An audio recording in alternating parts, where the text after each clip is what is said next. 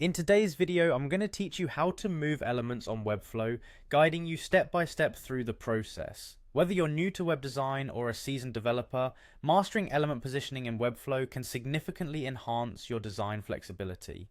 Let's jump in and make your design dreams come true. To begin with, open your web browser and navigate to the Webflow website. It's designed to be a user-friendly platform that allows you to create sophisticated websites without any coding experience.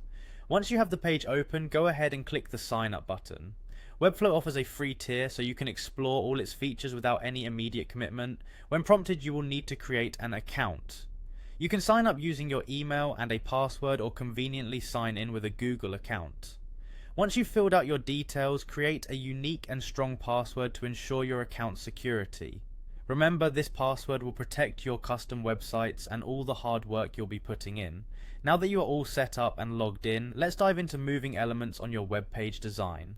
Start by selecting the element you want to move. This might be a text box, an image, or any other component of your site. With your element selected, it's time to decide how you want it positioned on your page. To do this, look for the position drop-down in your interface. The default setting you'll encounter is static. This means your element stays in line with the rest of the page elements, flowing naturally with the layout. By changing the position to relative, you unlock the ability to move your element in relation to where it would normally occur. This is a great way to nudge elements slightly for perfect alignment or stylistic effect. Adjust these movements by clicking on the sliders provided. Want more control? The auto setting can also be useful here, allowing elements to dynamically adjust based on their surrounding content. If your design calls for it, feel free to toggle these settings back and forth between static and relative.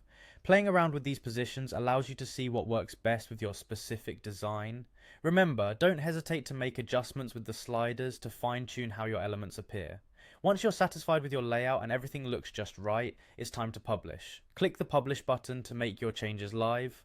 You'll then have the option to publish to selected domains, ensuring your updated designs reach all your desired destinations. Congratulations, you've now successfully moved elements in Webflow. Keep experimenting with various layouts and movements, as practice will make you more adept at creating polished, professional-looking web designs. Thank you for following along, and happy designing.